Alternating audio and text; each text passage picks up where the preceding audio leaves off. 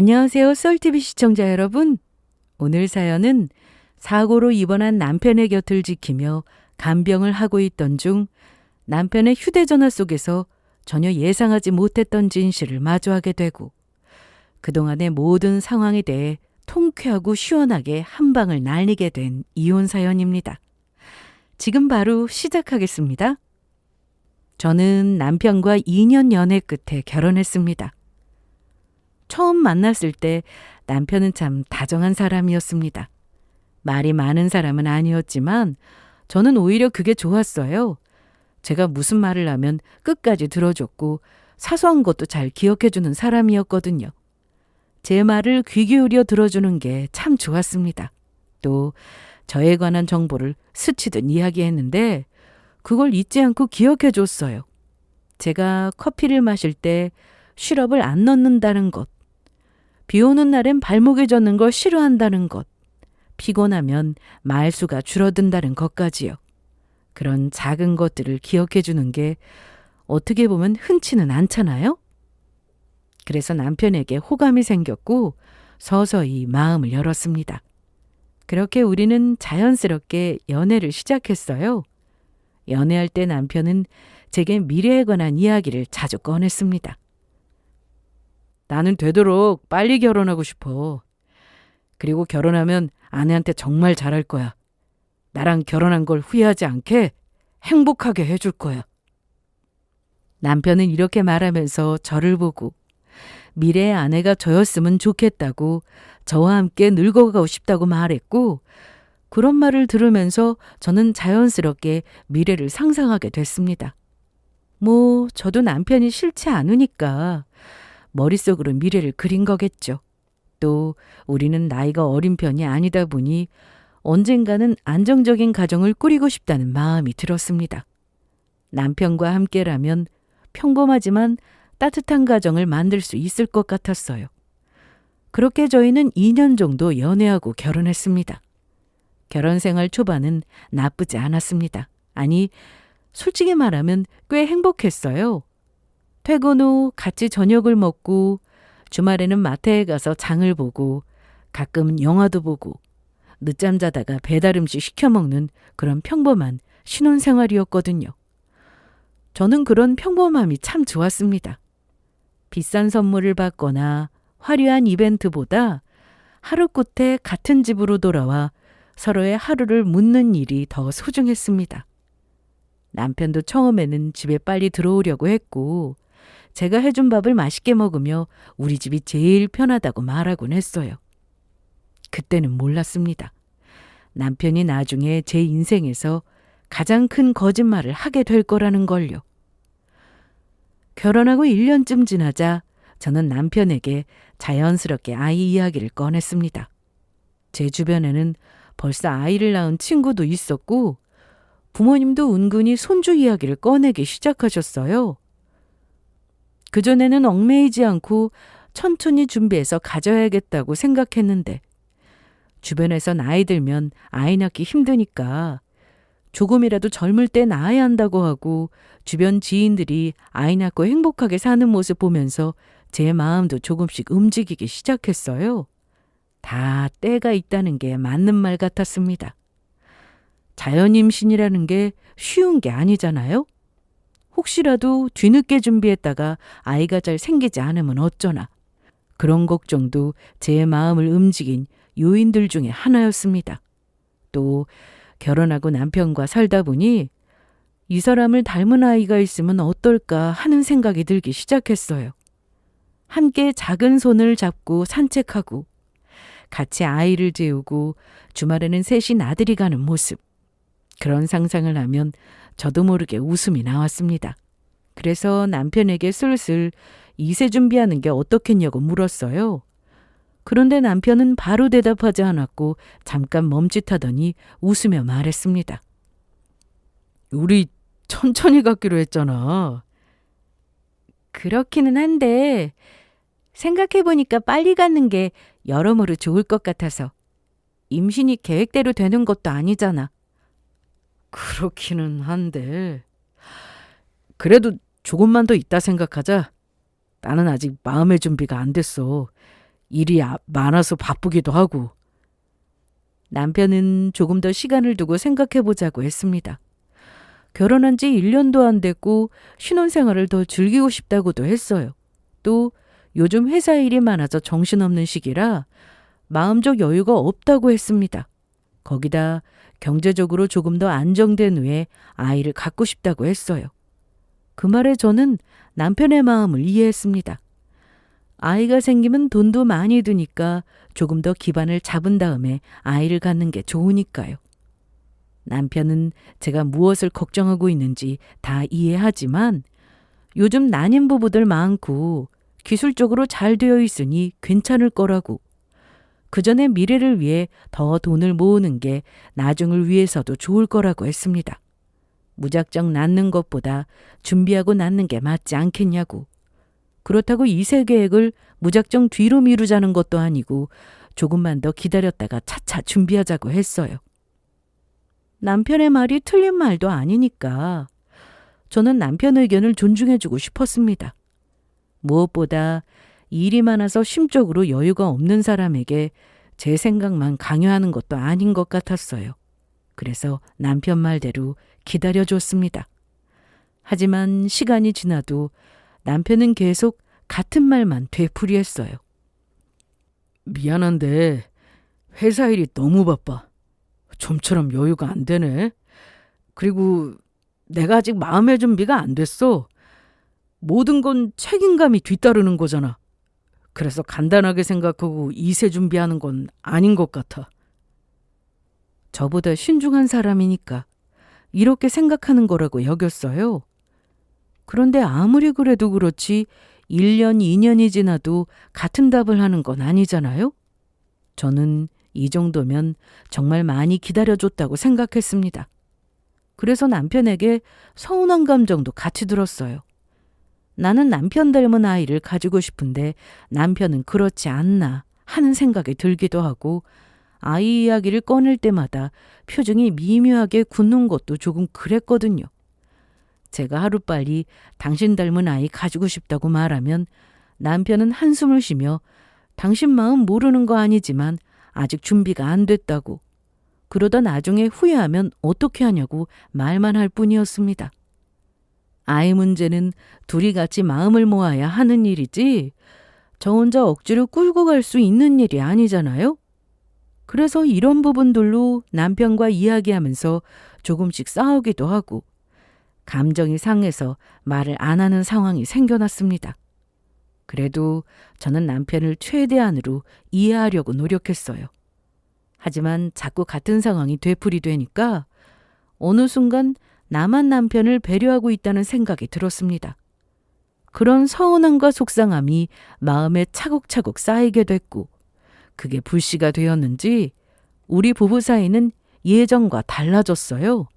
그리고 어느 순간부터 남편의 생활이 조금씩 바뀌기 시작했습니다. 예전보다 야근이 많아졌고 주말에도 일이 있다고 나가는 날이 생겼습니다. 친구 아버지가 편찮을 쉬다며 갑자기 나가기도 하고, 회사 후배가 힘들어한다며 술 한잔하고 온다고도 했습니다. 처음에는 일이 많기도 하고 주변에 워낙 사람이 많은 사람이라 그런가 보다 하고 이해하면서 별 의심을 하지 않았습니다. 남편이 인맥 관리를 잘하는 편이기도 하고 회사 일도 바쁘니까 여러모로 겹친 거라고 생각했어요. 저도 사회생활을 해봤으니 어느 정도는 이해했고요. 그런데 이상한 점이 조금씩 늘어났습니다. 남편은 집에 들어오면 피곤하다며 제 말에 대충 대답하면서도 밖에서 걸려온 전화는 꼭 베란다나 방 안으로 들어가서 받았습니다. 제가 누구냐고 물으면 남편은 늘 비슷하게 회사, 후배, 친구, 지인이라고 답할 뿐이었어요. 한 번은 늦은 밤에 남편 휴대전화가 울려왔고 남편은 화면을 보자마자 표정이 이상하게 굳더니 급하게 전화를 끊었습니다. 그걸 이상하게 여긴 저는 왜 안 받냐고 물었고 남편은 대수롭지 않은 척 스팸이라고 말했어요. 그런데 남편의 표정이 이상했습니다. 겉으로는 아무렇지 않은 척 굴었지만 묘하게 당황스러워하는 것 같았어요. 그때부터 제 마음은 불편해졌습니다. 그래도 저는 애써 남편을 믿으려 노력했어요. 의심되는 상황에서도 의심하고 싶지 않았습니다. 확인 한 번으로 제 가정이 산산조각 날까봐 두려웠어요. 하지만 이상한 일은 계속됐고 저는 알 수 없는 불안함을 느끼게 됐습니다. 이때 남편이 저를 속이고 있었다는 사실을 모르고 있었습니다. 불길함을 느끼기는 했지만 남편이 다른 곳에서 아빠라는 이름으로 살고 있을 줄은 전혀 몰랐어요. 저와의 아이는 계속 미루면서 제 앞에서는 준비가 안 됐다며 착한 척 말하면서 밖에서는 어떤 아이에게 다정하게 아빠라고 말하고 있었다는 것을요. 그 진실은 제가 생각지도 못한 장소에서 시작됐습니다. 남편이 사고를 당해 병원에 입원하게 된 날부터요. 아무튼 그 일이 있기 전까지는 저는 제 불안이 그저 막연한 의심이라고 생각하려고 했습니다. 남편이 아이 이야기를 피하는 것도, 알 수 없는 전화를 피하는 것도 어쩌면 제가 너무 예민해서 그런 거라고 여기고 싶었어요. 사람이 한번 의심을 시작하면 작은 것도 크게 보이잖아요? 그래서 저는 한번 믿기로 했으면 더 이상 의심하지 말자고, 증거도 없고 부부 사이의 믿음이 제일 중요한 거라고 스스로를 다독였습니다.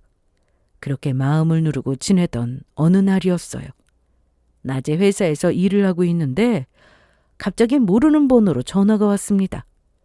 처음에는 광고 전화인가 싶어 받지 않으려다가 이상하게 계속 울리길래 받았습니다. 그런데 전화 너머에서 들려온 말에 저는 하던 일을 멈추고 온몸이 그대로 굳어버렸어요. 남편이 사고를 당했다는 겁니다. 큰 교통사고는 아니었지만 다리를 조금 다쳤고 팔에도 금이 가서 병원으로 이송됐다고 했습니다. 의식은 있고 생명에 지장은 없지만 당분간 입원 치료가 필요하다고 했어요. 그 말을 듣는 순간 머릿속이 하얘졌습니다. 남편에게 서운했던 마음, 의심했던 마음, 아이 문제로 쌓였던 감정, 그런 것들이 한순간에 다 사라졌습니다. 그냥 남편이 다쳤다는 사실만 남았습니다. 저는 바로 회사에 사정을 말하고 병원으로 달려갔습니다. 택시 안에서도 손이 계속 떨렸어요. 별일 아니라고 했지만 막상 병원으로 가는 길에 남편만 생각하며 걱정하고 또 걱정했습니다. 병원에 도착하자마자 안내받은 병실로 뛰어갔고 남편은 침대에 누워 있었습니다. 다리에는 깁스가 되어 있었고 팔에도 붕대가 감겨 있었습니다. 얼굴은 창백했고 평소보다 훨씬 지쳐 보였어요. 그 모습을 보는 순간 저는 눈물이 핑 돌았습니다. 저는 서둘러 남편을 부르며 병실 안으로 들어갔고 남편에게 괜찮냐고 어쩌다가 이렇게 된 거냐고 물었어요. 그러자 남편은 저를 보더니 약하게 웃으며 별거 아니라고 괜찮다고 저를 안정시켰습니다. 그러고는 본인 때문에 놀라게 해서 미안하다고 말했습니다. 저는 그 말에 괜히 눈물이 났어요. 그동안 남편에게 서운했던 마음이 많았는데 막상 다친 모습을 보니 마음이 약해지더군요. 남편에게 미안하기는 뭐가 미안하냐고. 일부러 다치고 싶어서 다친 것도 아닐 텐데. 그런 말하지 말라고 말하면서 다른 곳은 괜찮냐고 이것저것 살폈습니다. 다행히 다른 곳은 괜찮았어요. 저는 속으로 이만하기를 천만다행이라고 생각하면서 속으로 신께 감사함을 말했습니다. 그리고 그날부터 저는 회사와 병원을 오가며 남편을 간호했습니다. 회사에 사정을 말해서 반차를 조절해서 쓰겠다고 말했죠. 집에 들러 남편에게 필요한 물건을 챙기고 병원에 가져다 줬습니다. 속옷, 세면도구, 충전기, 물티슈, 편한 옷, 간단한 간식까지요. 남편은 간호사 분들이 계시고 혼자 있어도 된다고 괜찮다고 했지만 제가 어떻게 가만히 있겠어요?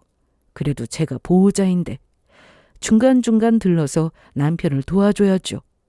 간호사분이 전담해서 남편을 봐주는 것도 아니니까 저는 시간 내서 병원에 들렀고 물도 떠다 주고 식사도 도와주고 화장실 갈 때도 옆에서 부축했습니다. 밤에 혹시 화장실 갈 일이 있을까 봐 간이 침대에서 쪽잠을 자기도 했어요. 피곤하고 몸은 힘들었지만 그래도 아내로서 당연히 해야 할 일을 하고 있다고 생각했습니다. 남편도 그런 제 모습이 고마웠는지 평소보다 훨씬 부드럽게 굴었어요. 정말 고마워. 당신 없었으면 이래저래 불편하고 힘들었을 거야. 당신이 이렇게 옆에서 챙겨주니까 참 든든하다. 이런 말을 들으면서 저는 마음이 조금 풀렸습니다. 그동안 아이 문제로 감정이 상해서 거리가 생겼고 예민하게 받아들이는 부분이 있었는데 어쩌면 이 일을 계기로 다시 가까워질 수도 있겠다고 생각했어요. 그러나 얼마 후 저는 쓸데없는 생각을 했다는 걸 깨닫게 돼요. 남편이 입원한 병실은 4인실이었고 커튼으로 공간이 나뉘어 있었어요. 옆 침대에는 중년 남자 환자가 입원해 있었고 그분 옆에는 아내로 보이는 보호자가 계셨죠. 연령대는 다르지만 저랑 상황이 비슷해서 종종 인사하면서 짧게 대화를 주고받았어요. 간식 같은 게 생기면 서로 나누기도 했고요. 그 보호자는 말수가 많지는 않았지만 정이 많고 착한 분인 것 같았습니다. 제가 혼자 허둥지둥 물건을 챙기고 있으면 그건 저쪽에 두면 편하다고 알려주시기도 했고 남편 밥을 챙기다 제가 제 밥을 놓치면 저도 먹으라면서 챙겨주시기도 했습니다. 저도 감사해서 음료수나 과일을 나눠드리곤 했어요. 그렇게 며칠이 지나면서 병실 생활도 조금 익숙해졌습니다. 남편은 회복만 잘하면 됐기 때문에 평일 낮에는 회사에서 짧게 업무하거나 집에 들러 필요한 걸 가져올 틈이 많았어요. 그래서 낮에 중간중간 남편 곁을 비울 때가 있었는데 항상 어디 갔다 돌아오면 남편 손에 핸드폰이 들려 있었어요. 뭔가를 살펴보는 것 같다가도 제가 병실로 들어오면 아무 일도 없는 듯 핸드폰을 내려놓았습니다. 여기서 더 이상한 건 제가 남편 옆에 있을 때 남편은 휴대전화를 거의 보지 않는다는 거였습니다. 무료해서 핸드폰을 할 법도 한데 그냥 TV를 보거나 자는 게 대부분이었어요. 그러면서 이상하리만큼 휴대전화를 멀리 했습니다. 제가 옆에 있으면 휴대전화 화면을 옆에 두거나 아예 침대 옆 서랍에 넣어뒀어요. 처음에는 그런 부분을 깨닫지 못했는데 제가 잠깐 자리를 비우고 돌아오면 휴대전화를 손에 쥐고 있는 남편의 모습을 종종 보게 되면서 뭐지 싶은 생각이 들었어요. 제가 병실 문을 열고 들어가는 순간 남편이 급하게 화면을 끄는 장면도 몇 번 봤고요. 거기에다 집에서처럼 제가 옆에 있을 때 전화가 오면 받지 않았고 핸드폰을 쓰기 위해서 일부러 물을 찾거나 뭔가를 사다 달라고 부탁하는 느낌도 들었습니다. 남편의 비밀을 알게 된 그날도 그랬어요. 남편은 잘 있다가 갑자기 제게 출출하다면서 간식을 사다 달라고 했고 저는 잠깐 병원 아래 편의점에 다녀왔습니다. 간 김에 옆 침대에 누워있는 분들께도 나눠드릴까 싶어서 넉넉히 사왔고 일회용 접시에 담아서 출출할 때 드시라고 나눠드렸어요. 옆 침대 환자 보호자로 계신 아줌마는 제게 고맙다고 말하고는 자리에 앉으셨습니다. 그런데 뭔가 이상했어요. 저와 남편을 보는 아줌마의 표정이 이상했거든요. 힐끔힐끔 저와 남편을 쳐다보는 것도 그렇고 그 찰나의 눈빛이 평소와 다르다는 걸 느낄 수 있었습니다. 그래서 속으로 왜 저러시지 생각하며 의아해했어요. 그리고 그날 오후 남편은 검사를 하러 자리를 비운 상황이었고 저는 그동안 물 좀 떠오려고 병실을 나갔어요. 그런데 그때 뒤에서 누군가 저를 조용히 불렀습니다. 저기 세댁! 뒤를 돌아보니 옆 침대 보호자셨어요. 저는 평소처럼 웃으면서 대답했어요. 그런데 보호자 표정이 이상했습니다. 뭔가 말을 해야 하나 말아야 하나 망설이는 얼굴이었거든요. 아까부터 계속 저와 남편을 힐끔힐끔 쳐다보는 것도 그렇고 앞에서 제 눈치를 살피는 것도 심상치 않아서 저는 아줌마에게 조심스레 물었어요. 무슨 일 있으세요? 아니면 뭐 하실 말씀이라도. 아니, 내가 뭔가 좀 확인하고 싶어서. 새댁 아이 없지? 저번에 얼핏 둘 사이에 아이가 없다고 말한 것 같은데. 네, 없어요. 정말 없어? 확실해? 네, 없어요. 근데 그건 왜 물어보세요? 아줌마의 질문은 심상치 않았습니다. 저번에 그냥 지나가는 말로 아이는 있냐, 결혼한 지 얼마나 됐냐고 여쭤보셔서 대충 말씀드렸거든요. 그런데 그 질문을 다시 하는 것도 그렇고 정확히 남편과 저 사이에 아이가 없는 거 맞냐고 물어보는 게 참 이상했습니다. 그래서 갑자기 그건 왜 물어보시냐고 물었어요. 그러자 보호자분의 표정이 더 어두워지더니 한참을 망설이다가 말했습니다. 내가 괜한 오지랖을 부리는 걸 수도 있는데 그래도 뭔가 이상해서. 사실 내가 새댁 없을 때 새댁 남편이 누구랑 통화하는 걸 우연히 들었거든. 근데 통화 내용이 조금 이상하더라고. 통화요? 뭐가 이상했는데요? 아줌마의 말씀에 순간적으로 제 심장이 내려앉는 것 같았습니다. 저는 겨우 마음을 정돈하고 무슨 통화였길래 그러냐고 물었어요. 그러자 아줌마는 잠시 주변을 살피더니 더 낮은 목소리로 말했습니다. 글쎄, 어떤 여자랑 통화하는 것 같았어. 근데 그 여자한테 애는 잘 자냐, 밥은 먹었냐고 묻더니 우리 아들 보고 싶냐는 말을 하더라고. 아니, 둘 사이에 아이가 없는데 아들이라고 말하는 게 이상하잖아. 그러면서 본인을 아빠라고 말하는 것도 들었어. 순간 제 귀에서 모든 소리가 멀어졌습니다. 아들? 아빠? 그 단어가 제 머릿속을 완전히 멈춰 세웠어요. 처음에는 무슨 소리를 하는 건지 이해되지 않았습니다. 저희 부부 사이에는 아이가 없고 남편은 몇 년째 아이 이야기를 피하던 사람이었으니까요. 제가 아이를 갖고 싶다고 말할 때마다 조금만 더 있다가 갖자고 아직은 준비가 안 됐다고 그런 말로 미뤄왔던 사람인데 그런 남편이 제가 없는 사이에 그런 통화를 했고 자신을 아빠라고 칭했다? 말이 안 됐습니다. 저는 아줌마를 멍하니 바라봤고 제 표정이 굳어있자 아줌마는 제 눈치를 살피며 조심스럽게 말을 이어가셨어요. 안 그래도 이걸 말해야 하나 말아야 하나 고민 많이 했어. 괜한 일에 휘말리기 싫고 나 때문에 멀쩡한 가정이 깨지는 건 아닌가 걱정돼서. 근데 아무리 생각해도 이상하잖아. 새댁이 없을 때마다 그런 통화를 한다는 게. 제가 없을 때마다요? 오! 내가 몰래 지켜봤는데 새댁이 나가면 바로 핸드폰 꺼내서 만지작거리다가 이상한 통화를 하더라고. 그분은 말하기도 민망한 듯 잠시 입술을 눌렀어요. 그러면서 다른 이야기도 들었다면서 이야기해 주었습니다. 글쎄 남편이 통화하면서 아빠 다리나 하면 금방 가겠다고 그때까지 엄마 말 잘 듣고 있으라고 말했다는군요. 그 말을 듣는 순간 제 머릿속에서 뭔가가 툭 끊어지는 느낌이 들었습니다. 그 말은 좋게 해석할 수 없는 말이었어요.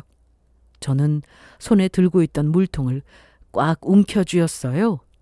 손톱이 비닐을 파고들 정도로요.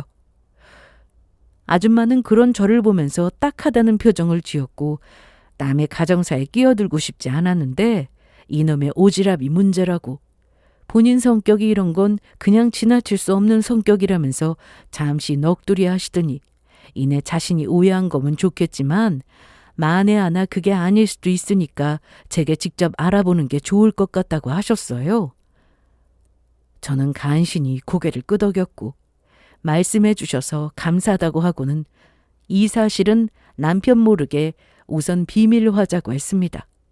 그리고 병실로 돌아와서 곤히 자고 있는 남편의 얼굴을 보는데 남편의 얼굴이 완전히 다르게 보이더라고요. 뭔가 소름 끼친다고 할까요? 제가 없는 사이에 이런 이상한 통화를 하고는 제 앞에서 아무렇지 않게 행동한 남편이 소름 끼쳤습니다. 그렇게 저는 남편 얼굴을 가만히 바라봤어요. 그리고 지난 날이 한꺼번에 떠올랐습니다. 자꾸만 미루던 자녀 계획, 늦은 밤 몰래 받던 전화, 주말에 갑자기 생기던 약속, 회사라고 둘러대던 통화, 그 모든 게 한 줄로 이어지기 시작했고 남편의 얼굴을 보며 골똘히 생각에 잠겼습니다. 그 통화는 뭘까? 내게 숨기는 비밀이 뭘까? 생각 끝에 남편에게 아이가 있을지도 모른다는 결론이 났습니다. 그렇게 생각하니 그동안의 일들이 퍼즐처럼 딱딱 맞춰지더라고요. 내가 모르는 아이가 있기 때문에 우리 둘 사이에 아이를 원하지 않았던 거고, 이런저런 핑계를 대면서 아이 갖는 걸 미루고, 이미 밖에 아이가 있어서 나와는 아이를 만들 필요가 없었던 거라는 생각에 눈앞이 아찔해졌어요. 그렇게 잠도 못 자고 새벽까지 남편만 쳐다보며 이런저런 생각을 하기 시작했고, 어둠이 점점 짙어지자 저는 침대 옆 서랍 위에 놓여있던 남편의 휴대전화를 쳐다봤습니다. 평소라면 절대 손대지 않았을 물건이었지만 이때는 상황이 달랐어요. 저는 남편이 자는 걸 확인하고는 떨리는 손으로 휴대폰을 집어들었습니다. 그리고 숨을 죽이고 이불 밖으로 살짝 나와 있는 남편의 손가락에 핸드폰을 가져다 댔어요. 곧 지문인식으로 잠금이 풀렸습니다. 저는 먼저 통화 기록을 확인했고 똑같은 번호로 여러 번 통화한 기록이 남아 있었어요. 하루에도 몇 번씩, 특히 제가 병실을 비운 시간대에 집중적으로 걸려있던 번호였습니다. 저장명은 없었지만 최근 통화 기록이 너무 많더라고요. 저는 일단 그 번호를 제 핸드폰에 옮겼습니다. 그리고 메시지 앱을 열었어요. 일반적인 회사 연락, 친구들과 주고받는 연락들이 보이다가 조금은 더 아래로 내려가자 이상한 이름 하나가 보였습니다. 저장명은 단순했어요. 수진. 여자 이름으로 보이는 대화방을 발견하고 저는 그 대화방을 열었습니다. 그리고 그 안에는 제가 절대 보고 싶지 않았던 말들이 있었어요. 오빠 언제 태어내? 혼자 애 보느라 힘들어 죽겠어. 이런 글 밑에는 남편의 답장도 있었습니다. 다리만 괜찮아지면 얼른 퇴원하겠다고, 안 그래도 우리 아들 보고 싶다고, 혼자 애 보느라 힘들 테지만 조금만 고생하라는 말이 있었고, 저는 손으로 입을 틀어막으며 그 대화를 뚫어지게 쳐다봤어요. 그리고 대화방을 조금 더 올리자 사진들이 나왔습니다. 어린 아기의 사진과 어떤 낯선 여자와 아이를 안고 정답게 서 있는 남편의 사진. 남편은 그 아이를 너무 자연스럽게 안고 있었습니다. 낯선 아이를 어색하게 하는 표정이 아니었어요. 정말 아빠처럼 익숙하게 다정하게 안고 있었습니다. 저는 계속해서 입을 틀어막았어요. 놀란 소리가 새어나갈까 남편의 눈치를 살폈습니다. 하지만 뚝뚝 떨어지는 눈물을 참을 수 없었어요. 더 충격적인 건 아이가 갓난아이가 아니라는 점이었습니다. 사진 속 아이는 이미 몇 살은 되어 보였어요. 그 말은 곧 남편의 거짓말이 어제 오늘 일이 아니라는 뜻이었습니다. 몇 년? 적어도 몇 년. 남편은 저와 살면서 밖에서는 이미 아빠로 살고 있었어요. 저는 메시지를 더 확인했습니다. 상간녀와 남편은 아이 병원, 어린이집, 생일, 장난감, 생활비 이야기를 하고 있었습니다. 그 안에는 제가 모르는 남편의 시간이 가득하더군요. 제가 아이를 갖고 싶어 눈치를 보며 말하던 그 시기에 남편은 밖에서 아이 생일 케이크를 고르고 있었고 다른 여자에게 생활비를 보내고 있었습니다. 그렇게 제 안에서 뭔가가 완전히 무너져 내렸어요. 저는 휴대전화 속 사진과 대화 내용을 최대한 캡처했습니다. 손은 떨렸지만 멈추지 않았습니다. 왜냐하면 증거가 필요했으니까요. 아무 일도 없었다는 듯 남편의 휴대폰을 원래 자리에 내려놓았습니다.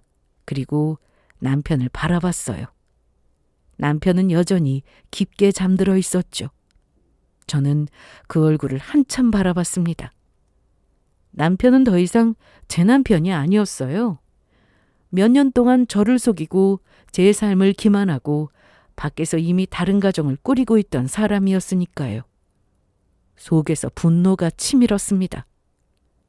나랑 결혼해놓고 밖에서 아빠 노릇을 하고 있었다니. 저는 소리 없이 울었습니다. 하지만 그 울음 속에서 아주 차갑고 단단한 생각 하나가 떠올랐어요. 나를 기만한 대가를 톡톡히 치르게 할 거라고요. 그날 밤 저는 병실 의자에 앉아 거의 한숨도 자지 못했습니다. 남편은 약기후 때문인지 깊게 잠들어 있었고 저는 그 옆에서 멍하니 앉아 있었습니다. 휴대전화 속에서 본 사진과 메시지들이 머릿속에서 계속 반복됐어요. 그 모든 게 꿈처럼 비현실적으로 느껴졌습니다. 저는 남편과 결혼한 뒤로 계속 아이 문제 때문에 마음을 졸였어요. 저만 아이를 원하는 것 같아서 서운했고 남편이 계속 미루는 이유를 이해해 보려고 했었습니다. 남편이 준비가 안 됐다고 하면 기다렸고 경제적으로 안정된 다음에 갖자고 하면 제 마음을 눌렀습니다. 그런데 남편은 준비가 안 된 사람이 아니었어요. 이미 준비가 되어 있었고 이미 아빠였죠.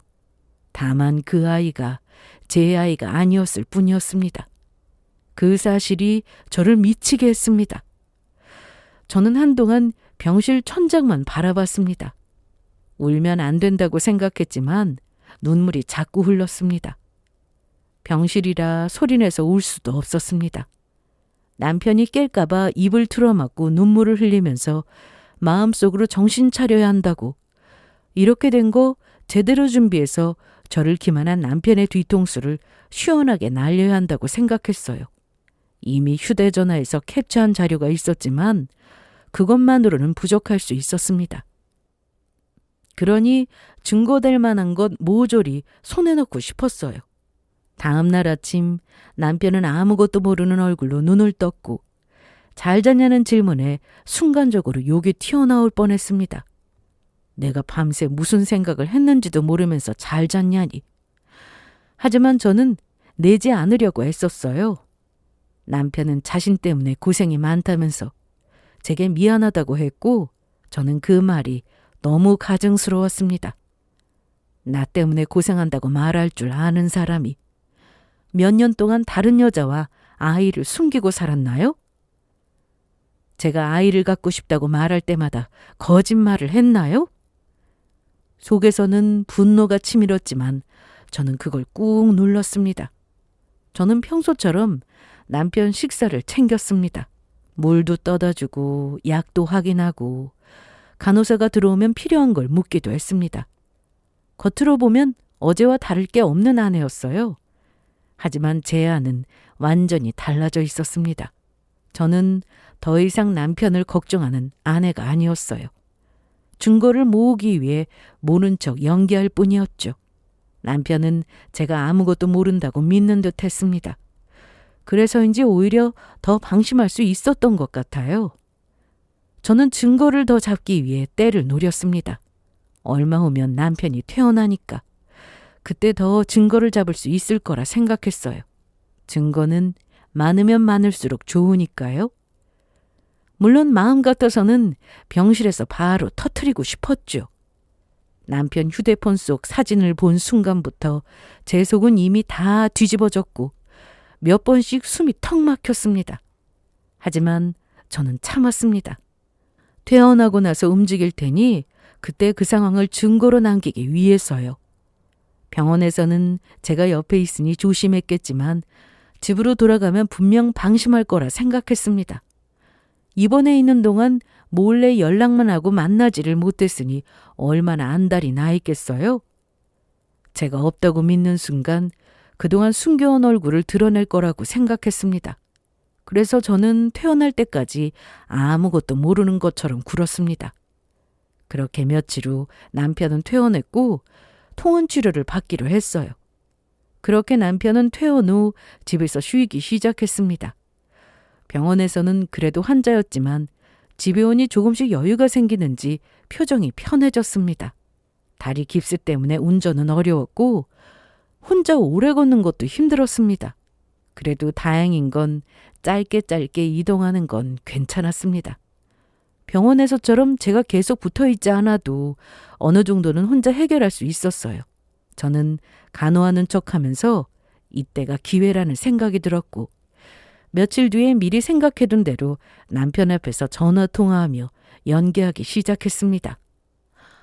엄마, 왜 그래? 무슨 일 있어? 뭐? 지금? 아니, 아직 그이 다리가 다 나은 게 아니라서 우선 내가 다시 전화할게. 사실 친정엄마와 미리 맞춘 상황이었어요. 남편과 이혼을 결심했고 엄마에게는 남편의 외도와 아이 이야기를 어느 정도 털어놓은 뒤였습니다. 엄마도 제 계획을 듣고 도와주겠다고 하셨고요. 그렇게 남편이 듣는 곳에서 일부러 목소리를 낮추며 심각한 척 통화를 한 뒤 전화를 끊고 남편을 바라봤습니다. 남편은 제게 무슨 일이냐고 물었고 저는 걱정스러운 얼굴로 친정에 일이 좀 생겼다고 말했어요. 그러면서 엄마가 혼자 처리하기 어려운 일이라서 아무래도 친정에 일주일 정도 있어야 할 것 같은데 아픈 남편을 두고 갈 수 없어서 난처한 상황이라고 말했습니다. 그러자 남편은 순간 멈칫했고 저는 그 표정을 놓치지 않았어요. 놀란 얼굴이긴 했지만 당황보다는 이상하게 계산하는 얼굴이었습니다. 마치 갑자기 생긴 기회를 어떻게 쓸지 고민하는 사람처럼요. 저는 일부러 더 불안한 척했어요. 아무튼 이런 상황인데 내가 당신 혼자 두고 어떻게 가. 아직 깁스도 안 풀었는데. 아무래도 다른 사람한테 부탁해야 할 것 같아. 걱정돼서 당신 혼자 두고 못 가겠어. 제 말에 남편은 바로 대답하지 않았어요. 저는 핸드폰을 뒤적이며 다른 사람에게 부탁하려고 연락처를 살펴보는 척 연기했습니다. 그리고 남편은 잠깐 생각하더니 되게 괜찮다고 깁스만 안 풀었지 더 이상 아픈 건 아니니까 혼자 생활할 수 있다고 담담하게 말했습니다. 그래서 저는 눈썹을 찌푸리며 그게 무슨 소리냐고, 그러다가 괜히 잘못돼서 넘어지면 어쩌냐고, 차라리 짧게 입원하는 게 좋을 것 같다고 하자 남편은 괜찮다고 더 강하게 표현하면서 조급해 보일 정도로 고개를 저었어요. 퇴원한 지 얼마나 됐다고 또 입원이냐고, 병원 생활 그만하고 싶다고 하면서 밥은 배달시켜 먹으면 되고 어디 안 나가고 집에만 있을 거니까 괜찮다면서 친정일 보고 와도 된다고 했습니다. 그 말에 저는 속으로 확신했어요. 이 집에 내연녀를 끌어들일 거라고요. 그래도 저는 끝까지 걱정하는 척 했습니다. 정말 괜찮겠어? 마음이 안 놓이는데. 남편은 오히려 저를 달래듯 괜찮다고 본인이 무슨 애도 아니고 이 정도는 혼자서 충분하다고 말했어요. 저는 결국 마지못해 고개를 끄덕이며 알겠다고 답하고는 절대 무리하지 말고 무슨 일 있으면 바로 연락하라고 했습니다. 저희 친정이 지방에 있어서 바로 오지는 못해도 연락받으면 빨리 짐 챙겨서 올라오겠다고 했어요. 남편은 걱정하지 말라면서 알겠다고 했고 그 표정이 어쩐지 조금 밝아 보였습니다. 그렇게 저는 짐을 챙겼고 집을 나서기 전에 남편이 모르는 곳에 몰래 카메라를 설치했어요. 남편이 누군가를 집으로 부른다면 가장 먼저 보일 곳, 현관과 거실 동선이 잡히는 곳에요. 잠시 이런 짓까지 해야 하나 손이 떨렸지만 남편이 이미 몇 년 동안 저를 속였습니다. 이 인간을 뛰어넘으려면 독해져야 했어요. 마음을 굳게 먹고 카메라가 잘 작동하는지 확인한 뒤 아무렇지 않은 척 남편에게 갔습니다. 나 다녀올게. 밥 꼭 챙겨 먹고 약 시간도 맞춰 먹어. 내가 알아서 잘할게. 걱정하지 말고 이왕 간 김에 더 쉬면서 천천히 와도 돼. 그동안 나 간호한다고 제대로 쉬지도 못했잖아. 그 말이 마지막 확인 사인처럼 들렸습니다. 저는 대답 대신 희미한 미소를 지었고 그렇게 집을 나섰어요. 그런 다음에 바로 예약해둔 호텔로 향했고 가방을 내려놓자마자 바로 노트북을 켰습니다. 카메라 화면이 연결되자 우리 집 거실이 보였어요. 제가 설치한 카메라는 실시간으로 상황을 확인할 수 있었거든요. 처음 몇 시간은 아무 일도 없었습니다. 남편은 소파에 앉아 TV를 봤고 가끔 휴대폰을 만졌습니다. 배달 음식을 시켜 먹고 약을 먹고 다시 누웠습니다. 겉보기에는 정말 혼자 쉬는 사람 같았습니다. 하지만 저는 계속해서 화면을 주시하며 살펴봤어요. 분명 올 거라고 생각했거든요. 남편이 움직이기 힘든 상태라면 내연녀가 오는 게 당연하지 않겠어요? 아이까지 데려올 수 있을 거라 생각하고는 화면을 주시했습니다. 그리고 한편으로 그래도 우리 집에 내연녀를 들이지 않기를 바랬어요. 아무리 내연녀와 만나고 싶어도 그런 짓까지는 안 했으면 했습니다. 하지만 제 바람은 오래가지 못했어요. 그날 저녁 초인종이 울리더니 남편이 깁스 한 다리를 끌며 천천히 현관으로 갔습니다. 문이 열렸고 화면 속으로 누군가 들어왔습니다. 휴대폰 속에서 봤던 남편의 내연녀였습니다. 그리고 그 여자의 품에는 아이가 있었어요. 저는 눈도 못 돌리고 뚫어져라 화면을 쳐다봤습니다. 역시나 제 예상대로 움직이더군요. 집으로 부르지 않을까 생각했는데 진짜로 제 집 문을 열고 그 여자가 들어오는 걸 보니 심장이 그대로 바닥으로 떨어지는 것 같았습니다. 상간녀는 제 집처럼 신발을 벗고 들어왔고 어색함이 조금도 없었어요. 그리고 화면 속에서 아이가 남편에게 안기는 순간 저는 또다시 화가 치밀어 올랐습니다. 제가 그동안 보지 못했던 다정한 아빠의 표정이었거든요. 그 장면이 너무 경악스러웠습니다. 제가 설치한 영상은 실시간 전송도 가능하지만 녹음 기능도 있어서 소리까지 다 들을 수 있었어요. 두 사람이 나누는 대하며 모으며 하나도 빠짐없이 다 살펴봤고 증거로 사용하기 위해 모조리 저장했습니다. 그리고 미리 상담받은 변호사에게 제가 확보한 증거를 보냈어요. 남편이 퇴원하고 집에서 쉬는 동안 상가녀와 아이를 집으로 불러들인 장면, 둘이 나눈 대화, 아이와의 접촉. 이제 남편은 절대 빠져나갈 수 없었습니다. 호텔에서 지낸 지 3일 정도가 되었을 때 저는 옷을 챙겨 입고 집으로 향했어요. 그 둘이 놀라 자빠지는 모습을 보고 싶어서요. 집 앞에 도착했을 때 제 심장은 이상할 정도로 차분했습니다. 화가 머리끝까지 났는데도 손은 떨리지 않았고 오히려 너무 차가워져서 제가 제 자신이 아닌 사람처럼 느껴질 정도였습니다. 현관문 앞에 서서 비밀번호를 눌렀습니다. 문이 열리는 소리가 나자 당황스러운 남편의 목소리가 들렸어요. 누구야? 저는 대답하지 않고 문을 열었습니다. 그리고 그대로 집 안으로 들어갔어요. 거실에 있던 두 사람이 동시에 저를 바라봤습니다. 남편은 아이 장난감을 손에 들고 있다가 그대로 굳었고 내연녀는 소파에서 벌떡 일어났어요. 아이만 아무것도 모르는 얼굴로 앉아 있었고요.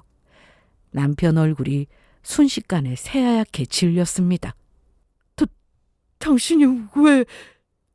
저는 신발도 제대로 벗지 않은 채 거실로 들어섰습니다. 그러고는 남편을 똑바로 바라보며 침착하게 답했어요. 왜라니? 내 집에 내가 오는데 무슨 이유가 필요해? 아니, 그게 아니라... 남편은 입을 달싹였고 저는 남편 말을 끊으며 내가 안 올 줄 알았는데 갑자기 나타나서 많이 놀란 모양이라고. 나 없으니까 좋았나 보다고. 아주 신나서 집에 내연녀까지 들인 꼴이 기가 막히다고 말하면서 내연녀를 쏘아봤어요. 그러자 내연녀가 급하게 아이를 자기 쪽으로 끌어당겼습니다. 저는 그 모습을 보고 더욱 화가 났습니다. 한쪽 입꼬리를 올리고는 내연녀에게 이렇게 말했어요. 왜? 내가 애한테 무슨 짓이라도 할까봐? 가정 있는 남자랑 바람 피우는 내연녀는 넌데 누가 보면 내가 학당인 줄 알겠어. 제 말에 내연녀는 제 눈을 피하며 고개를 숙였고 남편은 겨우 정신을 차린 듯 절뚝이면서 제 앞으로 다가왔어요. 그러면서 자신의 말을 조금 들어보라고, 어떻게 된 일인지 이야기해 주겠다고, 상황을 보면 충분히 오해할 상황인데 당신이 생각하는 그런 거 아니라면서 오해라고 했습니다. 그 말에 저는 웃음이 터졌어요. 다 알고 있는데 오해라니. 저는 기가 차다는 표정으로 오해는 무슨 오해냐고, 다 알고 왔으니까 그딴 소리 집어치우라고 했어요. 그러면서 가방에서 서류 봉투를 꺼냈습니다. 그리고 식탁에 세게 내려놓으며 이혼하자고 했어요. 남편은 서류 봉투를 보자마자 숨을 들이켰습니다. 그러고는 이건 또 언제 준비했냐는 표정을 지었고 저는 차갑게 쳐다보며 말했습니다. 병원에 있을 때 옆 침대 보호자분이 말씀해 주시더라. 내가 없을 때 네가 이상한 통화하는 거 들었다고. 그래서 몰래 핸드폰 확인하니까 대박이더라. 내연녀의 아이까지 있던데? 그 말을 듣자 남편은 완전히 굳었습니다. 내연녀도 눈을 크게 뜨며 놀란 눈으로 쳐다봤어요. 아마 남편이 병원에서도 조심 못했다는 사실을 그제야 안 것 같았습니다. 저는 계속 말했습니다. 그날 밤 살펴본 휴대폰에서 아이 사진도 봤고 저 여자랑 주고받은 메시지도 다 봤다고. 네가 아빠 노릇하는 흔적까지 다 봤다고 말이죠. 그러면서 내 집에 내연녀까지 들이는 꼴을 보게 될 줄은 몰랐다고 말하면서 숨겨놓은 몰래카메라를 꺼냈어요. 남편의 얼굴이 일그러지면서 당신이 설치한 거냐고 물었고 저는 눈 하나 깜빡이지 않고 대답했어요. 내가 설치했어. 아무리 미워도 내 남편인데 아픈 사람 집에 혼자 있는 게 걱정돼서 설치했거든. 깁스하고 혼자 있대 넘어지기라도 할까봐 중간중간 확인하려고. 이건 아니지. 말도 없이 몰래 설치하는 게 어딨어. 왜? 그럼 안 돼? 아내가 다친 남편 걱정돼서 설치한 건데 문제 있어? 다른 것도 아니고 내 집인데 문제될 거 없잖아. 남편은 아무 말도 못했습니다. 문제 있다고 말하려면 자기가 그 카메라에 뭘 찍혔는지 먼저 설명해야 하니까요. 저는 식탁의 서류를 남편 쪽으로 밀었어요. 화면 실시간으로 전송하는 카메라라 이미 증거는 다 확보했다고. 그러니까 발뺌할 생각은 조금도 하지 말라고 했어요. 이혼하면서 받을 수 있는 건 다 받을 거니까. 나한테 줄 돈 위자료 준비해 놓으라고 말하면서 내연녀의 이름을 말하며 똑바로 바라보자 내연녀가 움찔했습니다. 이름이 수진이든가?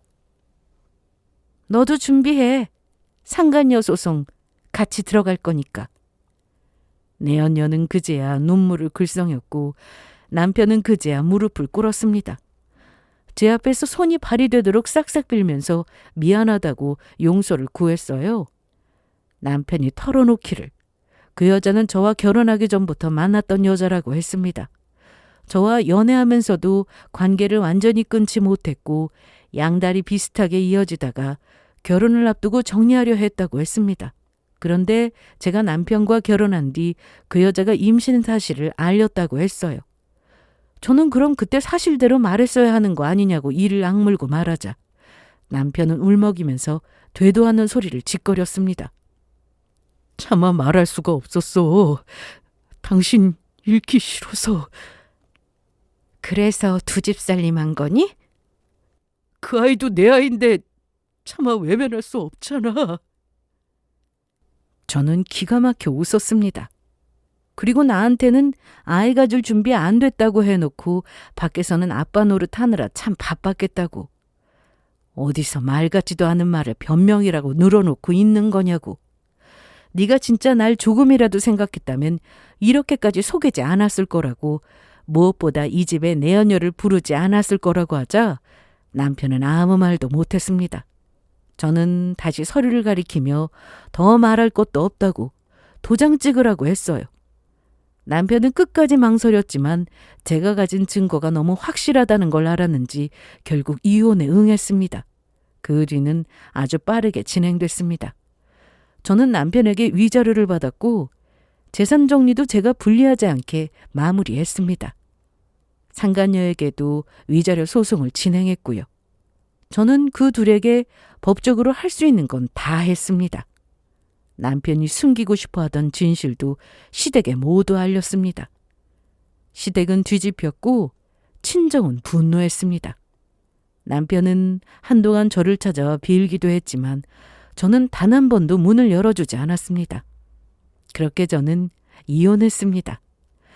그리고 시간이 흘러 남편과 내연녀는 결국 재혼했다고 들었습니다. 돈은 위자료로 제법 뜯겼지만 그래도 아이가 있으니 어쩌니 하면서 둘이 합쳤나 보다고 생각했어요. 그런데 1년쯤 지났을 때였습니다.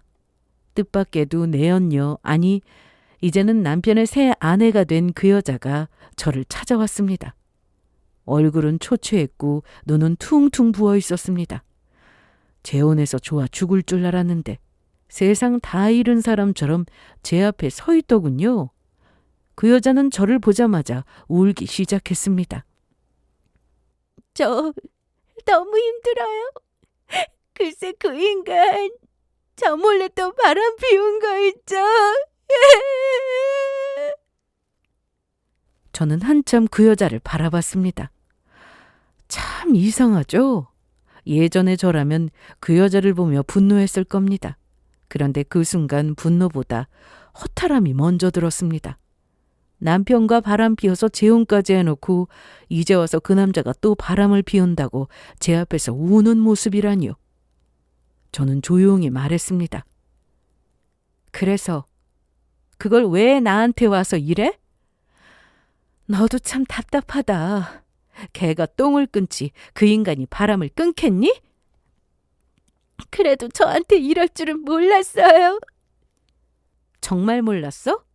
그 인간 너랑 바람 피운 인간이야. 그런 인간이 다른 여자랑 바람 안 피우겠니? 다 네가 자초한 일이고 제가 선택한 일이니까 알아서 감당해. 2번 다시 찾아오지 말고. 저는 그 여자를 쫓아냈고 그 뒤로는 저를 찾아오지 않았어요. 아마 본인이 지은 죄값을 똑같이 돌려받았겠죠. 전 남편은 변하지 않았고 그 여자는 자신이 빼앗은 자리에 앉아 똑같이 당했을 뿐이었습니다. 한때 남편이 아이 가질 준비가 안 됐다는 말을 믿고 기다리면 언젠가는 우리도 가족이 될 거라고 생각했습니다. 하지만 진실은 전혀 달랐어요.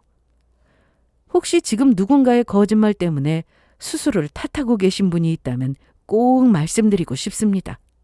당신이 부족해서 배신당한 게 아니라고요? 그럼 지금까지 저의 긴 사연 들어주셔서 감사합니다.